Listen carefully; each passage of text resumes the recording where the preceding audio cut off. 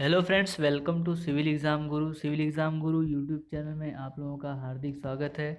दोस्तों, मैं प्रशांत आज आप लोगों के लिए कंक्रीट टेक्नोलॉजी की वीडियो सीरीज़ को कंटिन्यूअस करने आया हूं। मैंने अपने प्रीवियस क्लास में कंक्रीट टेक्नोलॉजी के 4 वीडियो अपलोड कर दिए हैं। यदि आप लोगों ने उस वीडियो को नहीं देखा है तो आप उसको जाके देख सकते हो। काफ़ी सारा नॉलेज जो है आप लोगों का बढ़ेगा। दोस्तों, एसएससी जेई एग्ज़ाम के सभी क्वेश्चंस जो हैं, जो कंक्रीट टेक्नोलॉजी सब्जेक्ट से पूछे गए हैं, उन सभी क्वेश्चंस को हम लोग डिस्कशन कर रहे हैं। और आज के इस वीडियो में हम लोग क्वेश्चन नंबर 151 से आगे देखेंगे। प्रीवियस वीडियो में हम लोगों ने 150 क्वेश्चन जितने हम लोगों ने कर लिए हैं, और आज के इस वीडियो में हम लोग 151 क्वेश्चन से देखने जाएंगे। दोस्तों, कंक्रीट टेक्नोलॉजी जो है सब्जेक्ट है, उसमें काफ़ी सारे क्वेश्चंस जो है उससे पूछे जाते हैं। इसका वेटेज भी काफ़ी अच्छा होता है, चाहे वो एसएससी जेई की एग्ज़ाम हो, चाहे वो इंजीनियरिंग सर्विस की एग्ज़ाम हो, या फिर जीपीएससी या फिर यूपीपीएससी, कोई भी जेई लेवल का एग्ज़ाम हो या फिर एई लेवल का एग्ज़ाम हो, तो सभी में जो है कंक्रीट टेक्नोलॉजी सब्जेक्ट का इम्पोर्टेंट काफ़ी ज़्यादा होता है। दोस्तों, प्रैक्टिकल नॉलेज भी बढ़ता है। यदि आप ऑब्जेक्टिव टाइप क्वेश्चंस डिस्कशन करते हो, क्वेश्चंस करते हो, तो आपका जो है ऑब्जेक्टिव क्वेश्चन से नॉलेज जो है वो बढ़ते हैं। तो देखते हैं दोस्तों, पहला क्वेश्चन क्या बोलता है। The impurity of mixing water which affect the setting time and the strength of the concrete is. The impurity of mixing water, जो हमने वाटर यूज़ किया हुआ है कंक्रीट बनाने के लिए, तो वो अफेक्ट करता है किसके ऊपर, कंक्रीट की सेटिंग टाइम पे और स्ट्रेंथ ऑफ द कंक्रीट पे। इज सोडियम सल्फेट होता है, सोडियम क्लोराइड होता है, सोडियम कार्बोनेट एंड बायकार्बोनेट होता है, या फिर कैल्शियम क्लोराइड होता है। दोस्तों, कौन सी इम्प्योरिटी जो है उसके अंदर पाई जाती है, तो answer will be sodium sulphate. क्या होता है दोस्तों, सोडियम सल्फेट होता है। सोडियम सल्फेट नाम की इम्प्योरिटी जो है वो यदि वाटर के अंदर है तो वो सेटिंग टाइम पर और कंक्रीट के स्ट्रेंथ पे अफेक्ट करेगा। Next question is water cement ratio is generally express in volume of water require per dash kg. Volume of water require, कितना पानी हमें चाहिए कितना केजी सीमेंट पे। तो दोस्तों, हम लोग जो वाटर का कैलकुलेशन करते हैं वो 50 केजी सीमेंट पे करते हैं, मतलब 1 बैग ऑफ सीमेंट पे करते हैं। दोस्तों, यदि आपको पता है कि सीमेंट की डेंसिटी कितनी होती है तो आप कमेंट बॉक्स में इसको कमेंट कर सकते हो।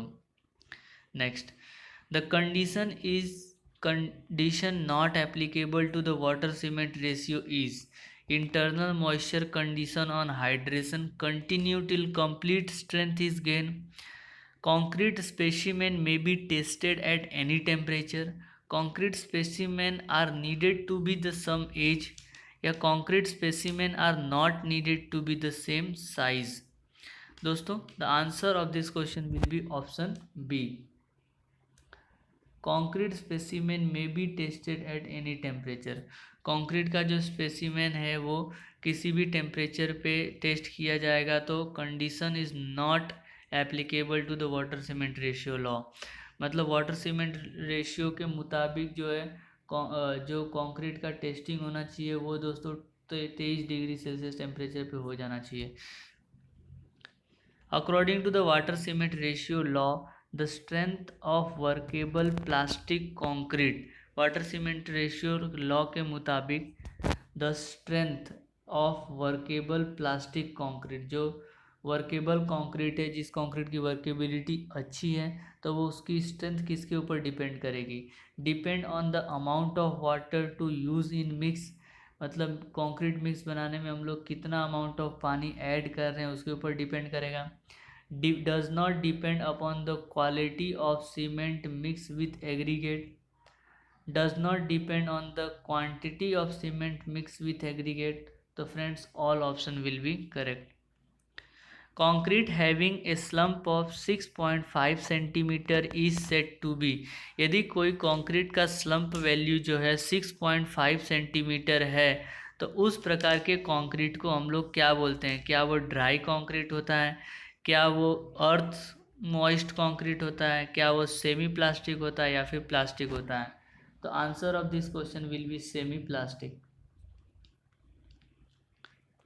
नेक्स्ट क्वेश्चन की तरफ बढ़ते हैं दोस्तों।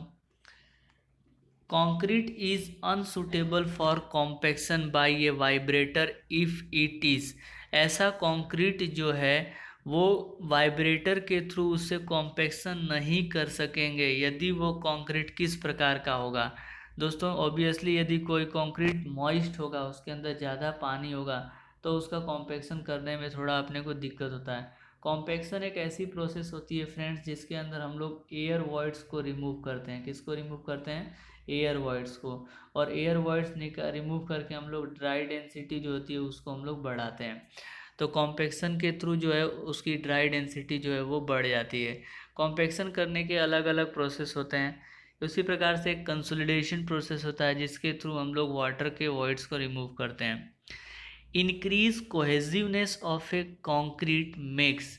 यदि कंक्रीट के अंदर कोहेसिवनेस बढ़ता है तो कंक्रीट के अंदर किस प्रकार की प्रॉब्लम्स जनरेट होते हैं। यदि कोहेसिवनेस जो है बढ़ता है तो कोहेसिवनेस क्या होता है दोस्तों? तो दो पार्टिकल के बीच के अंदर जो अट्रैक्शन की वजह से पार्टिकल एक साथ जमा होते हैं उसको हम लोग बोलते हैं कोहेसिव फोर्स। और ये क्ले के अंदर ज़्यादा होता है। तो जैसे सॉइल में जाएंगे तो क्ले जो है ज़्यादा कोहेसिव सॉइल है, सैंड जो है वो कोहेजनलेस सॉइल है क्योंकि इसके पार्टिकल दूर दूर होते हैं। तो कंक्रीट के अंदर कोहेसिवनेस बढ़ाने की जो प्रोसेस होती है तो वो जिससे जितना ज़्यादा कोहेसिवनेस होगा, जितना ज़्यादा कंक्रीट के अलग अलग मटेरियल जैसे सीमेंट, सैंड, एग्रीगेट, वाटर एक साथ जुड़े होंगे, कोहेसिव होंगे, तो उसके अंदर सेग्रीगेशन होने का जो चांस है वो कम हो जाएगा। Next, after casting an ordinary cement concrete on drawing. Ordinary cement concrete की कास्टिंग करने के बाद जब वो सूखता है तो क्या होगा? जैसे वो ड्राई होता है तो वो एक्सपांड होगा, आइदर एक्सपांड और श्रिंक होगा या नन ऑफ दिस। क्या हो सकता है? आफ्टर कास्टिंग यदि हमने कंक्रीट बना लिया, कंक्रीट का प्रॉपर कास्टिंग कर दिया, जैसे बीम, स्लैब, कॉलम, फुटिंग, ये सब आरसीसी होते हैं, सब कंक्रीट के बने होते हैं। तो इसकी कास्टिंग करने के बाद जैसे जैसे वो ड्राई होते जाते हैं और जैसे जैसे वो ड्राई होते हैं वैसे वैसे क्या होगा? उनके अंदर श्रिंकेज बढ़ेगा, मतलब वो श्रिंक होता जाएगा और उसकी स्ट्रेंथ जो है दोस्तों बढ़ती जाएगी। Next, inert material of A cement concrete mix is. इसमें से कौन सा मटेरियल इनर्ट होता है? इनर्ट मटेरियल ऐसे मटेरियल होते हैं जो किसी के साथ रिएक्शन नहीं करते हैं। तो दोस्तों इसके अंदर कौन सा मटेरियल इनर्ट होगा? तो एग्रीगेट जो है एक ऐसा मटेरियल है जो किसी के साथ रिएक्शन नहीं करता है, तो इसको हम लोग बोलते हैं इनर्ट मटेरियल। तो एग्रीगेट भी हमारा दो प्रकार का होता है, coarse aggregate and fine aggregate. Coarse aggregate जिसकी वैल्यू 4.75 mm से ज़्यादा साइज की होती है उसको कोर्स एग्रीगेट बोलते हैं। 4.75 mm से कम होता है उसको फाइन एग्रीगेट बोलते हैं। The datum temperature for maturity by Plowman's is. Datum temperature कितना लिया जाता है प्लोमेंस के अकॉर्डिंग जब कंक्रीट की मैच्योरिटी हो जाती है? मैच्योरिटी मतलब कंक्रीट जो है उसकी हाईएस्ट स्ट्रेंथ गेन कर पाती है। तो आंसर दोस्तों हो जाएगा -11.7 degree Celsius. Strength of cement concrete primarily depend upon. Cement concrete की स्ट्रेंथ जो है वो किसके ऊपर डिपेंड करेगी? तो दोस्तों सीमेंट स्ट्रेंथ जो है कंक्रीट की वो डिपेंड करती है वाटर सीमेंट रेशियो पे। और वाटर सीमेंट रेशियो हम लोग IS 456 के मुताबिक लेते हैं। कौन से ग्रेड का कंक्रीट है, किस एक्सपोजर कंडीशन में इस कंक्रीट को बनाया जा रहा है, उसके हिसाब से हम लोग वाटर सीमेंट रेशियो लेते हैं। और वाटर सीमेंट रेशियो कंक्रीट के स्ट्रेंथ के ऊपर डिपेंड करता है। M25 grade concrete, the split tensile strength in term of percentage of compressive strength is। compressive strength और split tensile strength जो है एक दूसरे के कितने परसेंटेज में होते हैं? तो दोस्तों दोनों जो है वो 7 से 11% के बीच में होता है। ज़्यादातर टेंसाइल स्ट्रेंथ जो है वो 10% होता है कंप्रेसिव स्ट्रेंथ का। और दोस्तों यदि हमें स्प्लिट टेंसाइल स्ट्रेंथ निकालना है तो हम लोग 18% जितना लेते हैं, 18% of compressive strength, 1.8 something. Next, the slump test is perform to check the, slump test जो है किसके लिए करते हैं, तो स्लम टेस्ट हमें पता है कि वर्केबिलिटी ऑफ कंक्रीट जानने के लिए, मीन्स कंक्रीट कितना वर्केबल है, कंक्रीट की वर्केबिलिटी कैसी है वो जानने के लिए हम लोग दोस्तों स्लम टेस्ट करते हैं। Concrete is good in compression, good in tension, good in compression, weak in tension, weak in compression। तो दोस्तों आपको पता होना चाहिए कंक्रीट जो है गुड इन कंप्रेशन, कंप्रेशन में अच्छा होता है और टेंशन में कमज़ोर होता है। Which of the below is an example of plasticiser, इसमें से कौन सा एक जो है प्लास्टिसाइज़र का एग्जाम्पल है, तो answer of this question is hydroxylated carboxylic acid. ये जो है एक प्लास्टिसाइजर है। प्लास्टिसाइजर एक ऐसा एडमिक्सचर होता है दोस्तों जो वाटर की रिक्वायरमेंट को रिड्यूस कर सकता है, 30% तक पानी को कम कर सकता है, तो इसको हम लोग वाटर रिड्यूसिंग एडमिक्सचर भी बोलते हैं प्लास्टिसाइजर को। The property of a concrete can broadly be divided into, concrete की प्रॉपर्टी जो है मेजरली हम लोग कितने पार्ट में डिवाइड करते हैं, तो कॉन्क्रीट की प्रॉपर्टी 2 में डिवाइड हो जाती है। Next, on which of the following does the correct proportion of ingredient of a concrete depend upon, concrete की इंग्रेडिएंट जो है बल्किंग ऑफ सैंड पे डिपेंड करती है, वाटर सीमेंट कंटेंट पे डिपेंड करता है, absorption and workability, and all option are correct. दोस्तों क्वेश्चन बोल रहा है कि on which of the following that correct proportion of ingredient of a concrete depend upon, concrete का जो इंग्रेडिएंट है वो सैंड की बल्किंग के ऊपर, वाटर कंटेंट के ऊपर, वर्केबिलिटी के ऊपर, मतलब ऑल ऑप्शन आर करेक्ट, सभी के ऊपर डिपेंड करता है। Which of the following statement is false, इसमें से कौन सा स्टेटमेंट दोस्तों गलत है वो बताना है। पहला है workability of a concrete mix decrease with increase in the moisture content, क्या जितना ज़्यादा मॉइस्चर कंटेंट बढ़ेगा उतना वर्केबिलिटी डिक्रीज होगा, तो ये बात दोस्तों गलत है, क्योंकि वर्केबिलिटी को यदि बढ़ाना है तो मॉइस्चर कंटेंट या वाटर कंटेंट को भी क्या करना पड़ेगा, बढ़ाना पड़ेगा। Concrete for which preliminary test are conducted is called as a control concrete. Bulking of a sand depend upon the fineness of grain, तो दोस्तों all option are correct, means सभी स्टेटमेंट जो हैं फॉल्स हैं।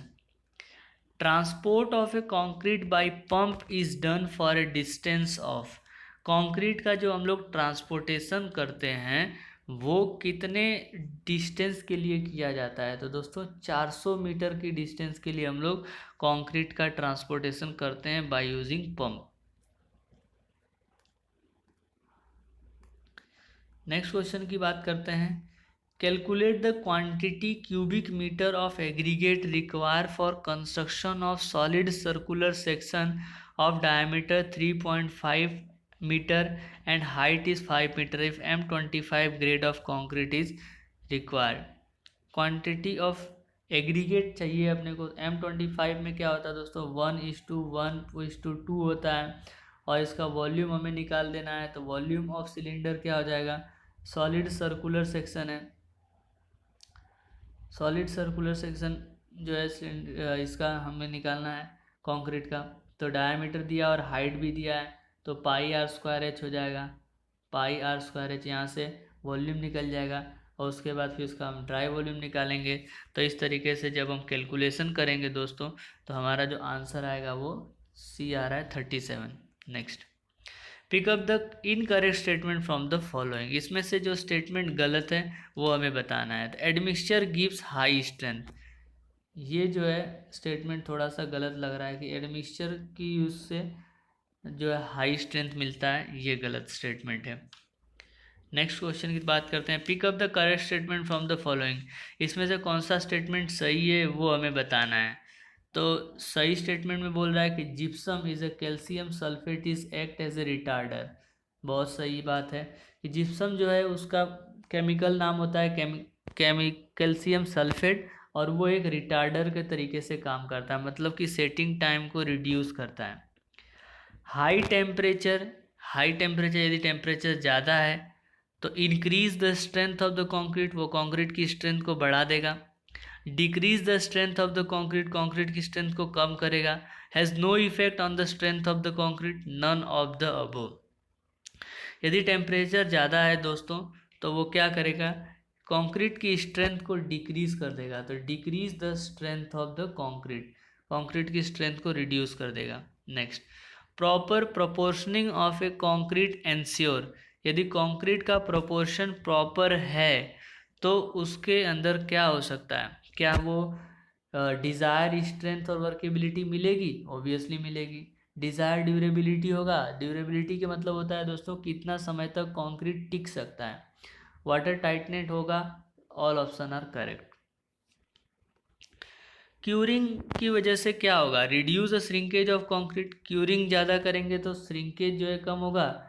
Preserve the property of a concrete, yes. Prevent the loss of water by evaporation, तो curing की वजह से दोस्तों सभी स्टेटमेंट जो यहाँ पे सही हैं, तो all option are correct. Next, if the effective working time is 7 hours and per batch time of a concrete is 3 minutes, the output of a concrete mixture in liter of 150 liter capacity is, तो दोस्तों answer of this question will B 18,900। The operation of removing humps and hollow of a uniform concrete surface is known as, तो दोस्तों यदि concrete के अंदर hums हो गए हैं, मॉल्ट्स हो गए हैं, उसको यदि हमें निकालना है और कंक्रीट को यूनिफॉर्म कंक्रीट बनाना है तो उस प्रोसेस को हम लोग क्या बोलते हैं, उसको हम लोग बोलते हैं दोस्तों स्क्रीडिंग। क्या बोलते हैं? Screeding. Pick up the correct statement from the following, इसमें से कौन सा स्टेटमेंट सही है वो हमें बताना है। The free water is the amount of water added while mixing and amount of water held on the surface of aggregate prior to the mixing। Free water ऐसे वाटर होते हैं जिसमें हम लोग क्या करते हैं, वाटर को ऐड करते हैं मिक्सिंग के दौरान, and amount held on the surface of mixture, surface of aggregate prior to the mixing, mixing करने से पहले भी हम लोग एग्रीगेट को भी हम लोग थोड़ा सा उसको मॉइस्चर करते हैं। The total water is the free water and the amount actually absorb by the aggregate. तो दोस्तों इसका जो आंसर है वो हो जाएगा ऑप्शन डी, मतलब both option A and B are correct statement. Initial setting time of rapid hardening Portland cement is nearly, rapid hardening Portland cement की इनिशियल सेटिंग टाइम कितनी होती है दोस्तों? 5 मिनट होती है। और ऑर्डिनरी पोर्टलैंड सीमेंट का होता है, ऑर्डिनरी पोर्टलैंड सीमेंट का जो होता है वो 30 मिनट होता है initial setting time. Which of the following statement is true, इसमें से कौन सा स्टेटमेंट जो है वो सही है? तो सही स्टेटमेंट पहला देखो पढ़ते हैं, addition of the pozzolana to the cement decrease workability. Pozzolana यदि हम सीमेंट के अंदर डालेंगे तो वर्केबिलिटी कम होगा, गलत स्टेटमेंट है। Addition of pozzolana to the cement increase strength, pozzolana से स्ट्रेंथ भी नहीं बढ़ता है। Addition of pozzolana to the cement increase heat of hydration, ये भी गलत है। इसके अंदर none of the these option are correct. Which of the following is a correct percentage of maximum moisture content based in the sand which change in the volume is maximum? तो 5% दोस्तों लेते हैं। आपको पता ही होगा कि सैंड के अंदर जो हम लोग बल्किंग ध्यान लेते हैं तो मैक्सिमम मॉइस्चर कंटेंट जो है वो 5% होना चाहिए, 5% से ज़्यादा नहीं होना चाहिए, जिससे कि सैंड के अंदर बल्किंग जो है वो जनरेट हो जाता है। Calculate the quantity of sand require in cubic metre in 20 cubic metre of the reinforce cement concrete 1:2:4। Quantity of sand जो है दोस्तों, सीमेंट सैंड एग्रीगेट होता है, ये सीमेंट सैंड और एग्रीगेट होता है, दूसरा सैंड है। तो इस तरीके से इसको हम लोग निकाल देंगे 2 × 20 डिवाइडेड बाई 4 2 6 + 7, और इसको हम लोग काटेंगे 7 2 × 14 और जो है 7 2 × 14 और 7 8 × 56, 28 × 2 करेंगे तो 56 के करीब आ रहा है आंसर। तो आंसर दोस्तों हो जाएगा 55.7। Next, the strength of the quality of a concrete depend upon grading of the aggregate, surface area of the aggregate, quality of a concrete, strength and quality of concrete, concrete की strength और उसकी quality जो है किसके ऊपर depend करेगी? Shape of the aggregate, all option are correct.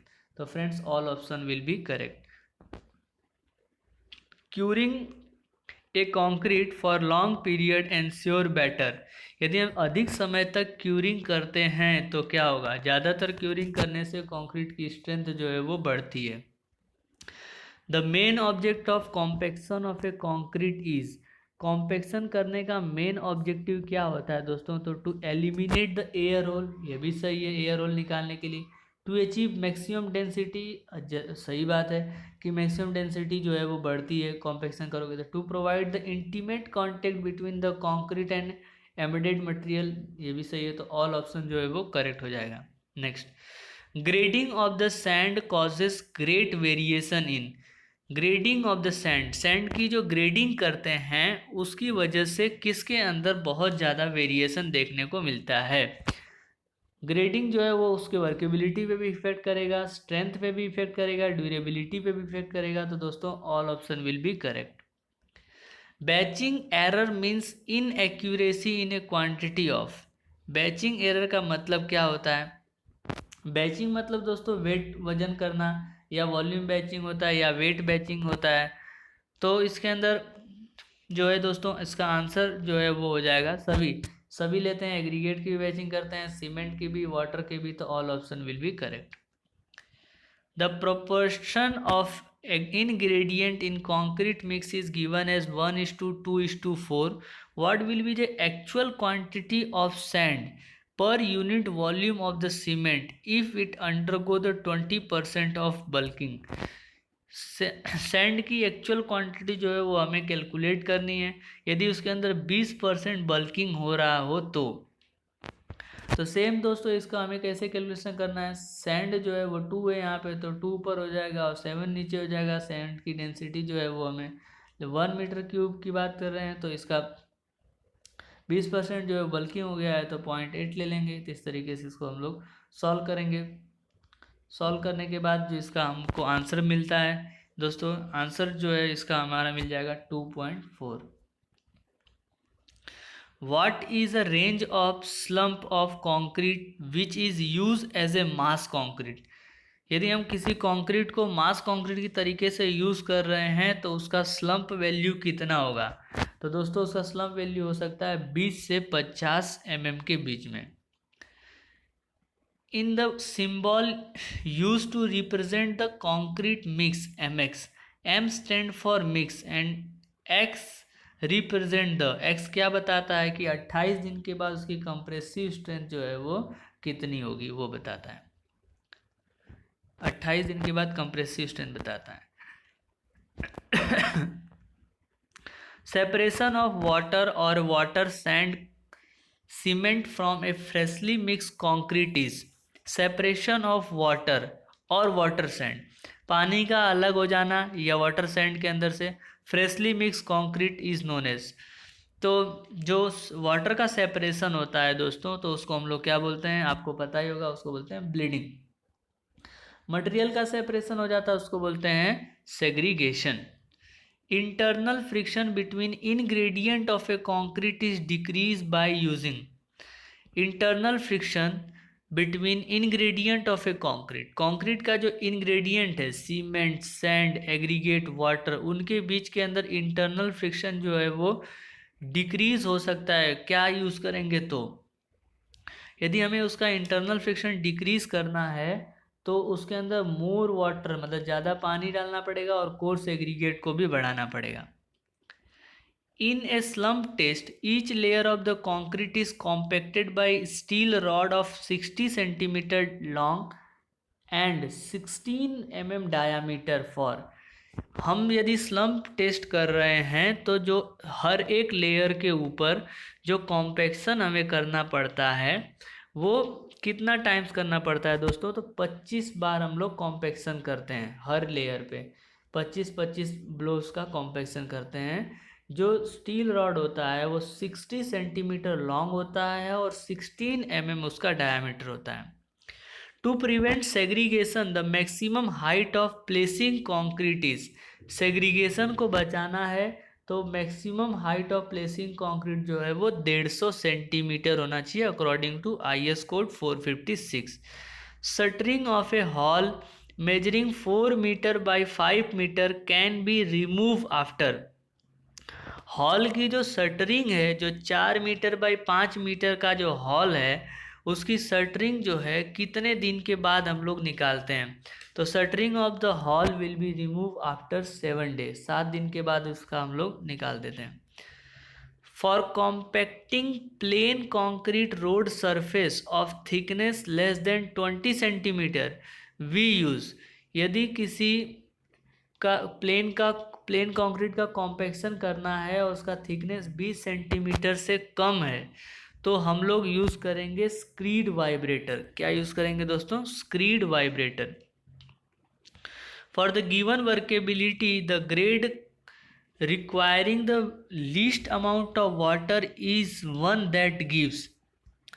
किसी भी वर्केबिलिटी के लिए जो वाटर की क्वांटिटी का रिक्वायरमेंट जो है वो कम यूज़ कर सकते हैं for greatest surface area for a given cement and aggregate. Next question है, no shrinkage occur if concrete is place in a relative humidity of. यदि हमें श्रिंकेज नहीं करना हो तो कंक्रीट की रिलेटिव ह्यूमिडिटी कितना लेके चलना पड़ता है? तो कंक्रीट की रिलेटिव ह्यूमिडिटी जो होगी वो 1 होगी। एर्गिलेसियस मटेरियल आर दोस्त। एर्गिलेसियस मटेरियल कौन से मटेरियल होंगे दोस्तों? तो argillaceous material which have alumina as a main constituent, जिसके अंदर एल्यूमिना जो है वो एक मेन कंपोनेंट होता है, मेन मटेरियल होता है, उस मटेरियल को हम लोग बोलते हैं एर्गिलेसियस material. What is ratio of 7 day and 28 day strength of a cement concrete? 7 दिन का और 28 दिन का जो स्ट्रेंथ होता है कंक्रीट की, उसकी रेशियो कितनी होती है? तो उसका रेशियो होता है 65। तो इस तरीके से दोस्तों आज के वीडियो में हम लोगों ने क्वेश्चन नंबर 200 तक डिस्कशन कर लिया है। नेक्स्ट वीडियो में हम लोग इसके आगे क्वेश्चन डिस्कशन करेंगे। उम्मीद करता हूँ दोस्तों कि आप लोगों को अच्छे से समझ में आ रहा होगा। मेरे द्वारा जो कुछ भी बताया जा रहा है आपको अच्छे से समझ में आ रहा होगा। यदि आपको लग रहा है कि इस वीडियो की मदद से आपको कोई भी फ़ायदा हो रहा है तो वीडियो को लाइक कर दीजिए, चैनल को सब्सक्राइब कर दीजिए और अपने दोस्तों के साथ शेयर कर दीजिए, जिससे मेरा वीडियो जो है मैक्सिमम लोगों तक पहुंच सके और वो लोग भी इस वीडियो का फ़ायदा ले सके। दोस्तों काफ़ी अच्छा समय मिल गया है आप लोगों को, बहुत अच्छे से आप उम्दा तरीके से आप अपनी तैयारी कर सकते हो। जिस भी एग्ज़ाम के लिए आप तैयारी कर रहे हो उस एग्ज़ाम की आप तैयारी अच्छे से घर बैठे बैठे कर सकते हो। Thank you very much friends for watching my this video.